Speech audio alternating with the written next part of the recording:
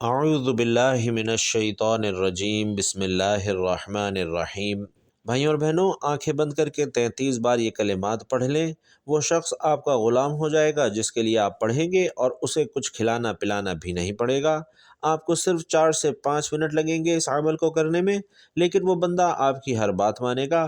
یہ عمل ماں باپ، میاں بیوی یا کوئی بھی انسان ایک دوسرے کے لیے کر سکتا ہے۔ وہ انسان انشاءاللہ آپ کی مرضی کے مطابق چلے گا۔ جو بھی کام آپ اس سے کروانا چاہتے ہیں انشاءاللہ وہ آپ کی ہر بات مانے گا۔ اور یہ بات جان لیں کہ یہ جو عمل ہے دوسرے انسان کے دل میں محبت پیدا کرنے کے لیے اور اپنی بات منوانے کے لیے عمل جانا جاتا ہے۔ مرد عورت کے لیے کر سکتا ہے، عورت مرد کے لیے کر سکتی ہے، اس میں کوئی پابندی نہیں۔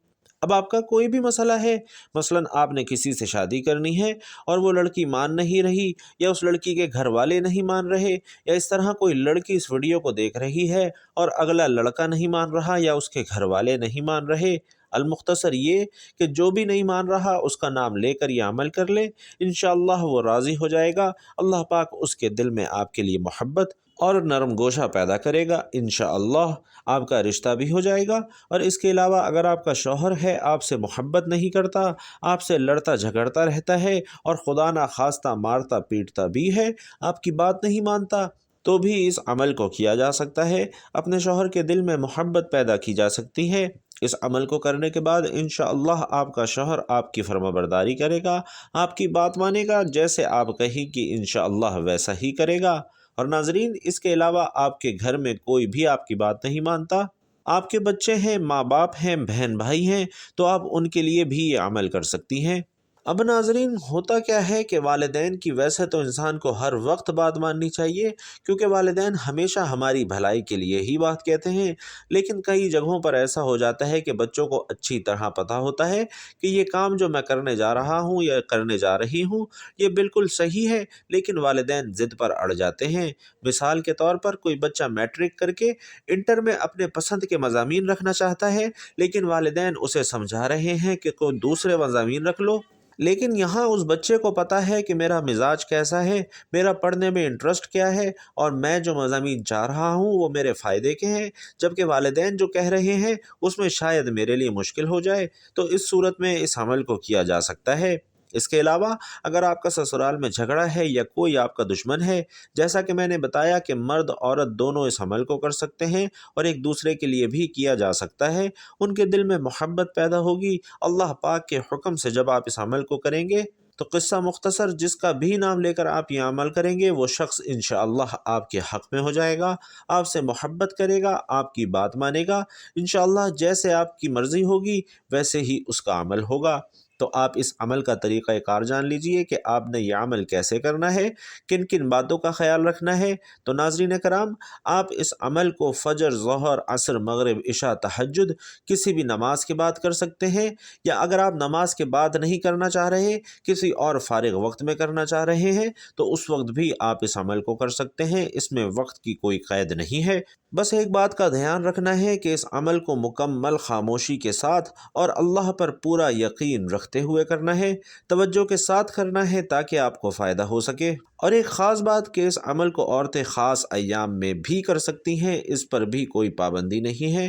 اگر آپ پہلے سے کوئی وظیفہ کرتے ہیں، کوئی تسبیح کرتے ہیں، تو اس کے فوراً بعد بھی اس عمل کو کیا جا سکتا ہے۔ آپ نے دل میں وہم نہیں ڈالنا کہ ایک عمل کے بعد دوسرا عمل کرنے سے کوئی نقصان نہ ہو جائے، ایسا نہیں ہوتا۔ ایک دن میں آپ جتنے بھی وظائف کر لیں اس سے آپ کو کوئی نقصان نہیں ہوتا، انشاءاللہ فائدہ ہی فائدہ ہوتا ہے اور آپ کو کامیابیاں ہی ملتی ہیں، کیونکہ اس میں اعوذ باللہ، درود پاک، اللہ کے اسم مبارک، قرآن پاک ہوتا ہے، تو آپ کو پڑھنے سے ثواب بھی ملتا ہے اور آپ کو اپنے مقصد کا حصول بھی حاصل ہوتا ہے۔ تو بھائیوں اور بہنوں، وظیفے کی طرف آتے ہیں۔ سب سے پہلے آپ نے اعوذ باللہ من الشیطان الرجیم، بسم اللہ الرحمن الرحیم پڑھنا ہے، اور 3 بار پڑھنا ہے۔ یہ اس عمل کا حصہ ہے۔ قرآن مجید کی ابتدا بسم اللہ سے اس لیے کی گئی ہے تاکہ اللہ تعالیٰ کے بندے اس کی پیروی کرتے ہوئے ہر اچھے کام کی ابتدا بسم اللہ سے کریں۔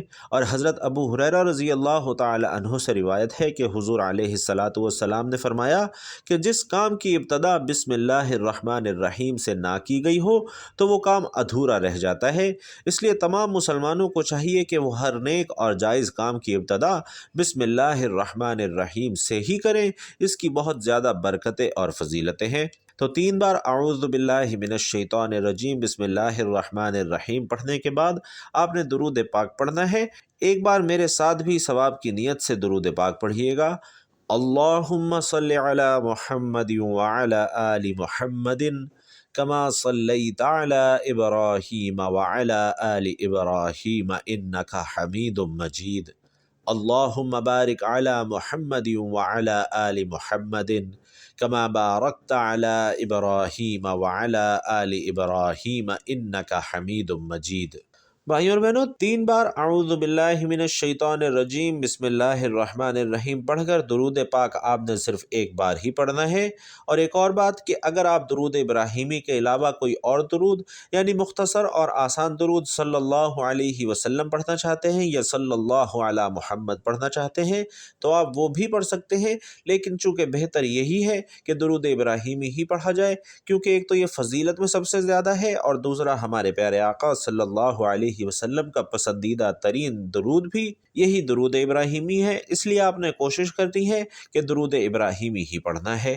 تو اعوذ باللہ بسم اللہ اور درود پاک پڑھنے کے بعد اب آپ کا عمل شروع ہوگا، اور یہ یہاں تک پڑھنے کے بعد آپ نے اپنی آنکھوں کو بند کر کے اگلا عمل کرنا ہے۔ یہ جو کلمات ہوں گے آپ نے 33 بار ہی پڑھنے ہیں، آپ کی آنکھیں بند ہونی چاہیے، اور جب آپ نے ان کلمات کو پڑھنا ہے تو آپ کا مقصد آپ کے ذہن میں ہونا چاہیے۔ اب مقصد سے مراد یہ ہے کہ اگر آپ کسی انسان کے دل میں محبت پیدا کرنا چاہتے ہیں تو آپ کے ذہن میں یہ مقصد ہونا چاہیے کہ میں فلاں انسان کے دل میں محبت پیدا کرنے جا رہا ہوں، یا آپ نے کسی سے کوئی بات منوانی ہے تو آپ کے ذہن میں یہ ہونا چاہیے کہ میں فلاں انسان سے اپنی فلاں بات منوانے کے لیے یہ عمل کر رہا ہوں۔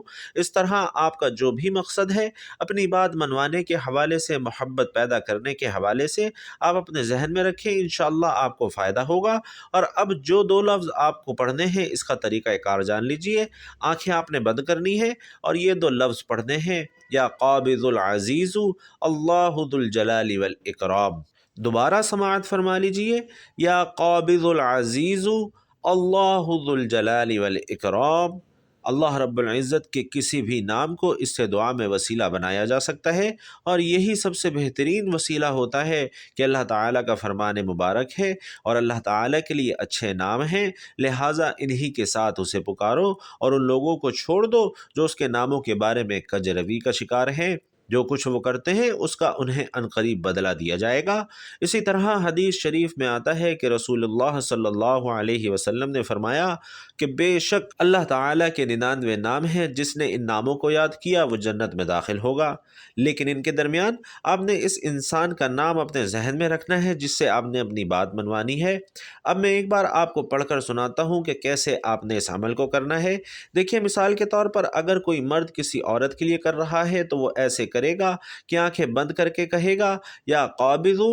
مثال کے طور پر عورت کا نام ہے ہنا، آپ نے ذہن میں ہنا کو رکھنا ہے، کوئی بھی نام ہو سکتا ہے، یہ میں نے محض مثال دی ہے۔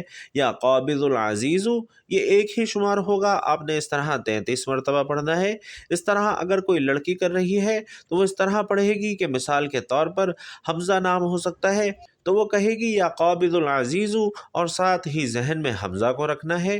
اس طرح آپ نے پڑھنا ہے، یہ ایک بار شمار ہوگا، اس طرح آپ نے 33 بار پڑھنا ہے۔ انشاءاللہ جو بھی آپ کا مسئلہ ہوگا، بات منوانے کے حوالے سے، محبت کے حوالے سے، اپنا بنانے کے حوالے سے، انشاءاللہ وہ آپ کا کام ہو جائے گا۔ اگر آپ کا شوہر ہے، انشاءاللہ وہ آپ کی بات مانے گا، آپ سے محبت کرے گا، آپ کی باتوں کے اوپر چلے گا۔ اس کے علاوہ اگر آپ کہیں شادی کرنا چاہ رہے ہیں تو انشاءاللہ اگلا بندہ بھی مان جائے گا، اس کے گھر والے بھی مان جائیں گے، اور آپ کے لیے بقیہ معاملات میں بھی آسانی ہوگی۔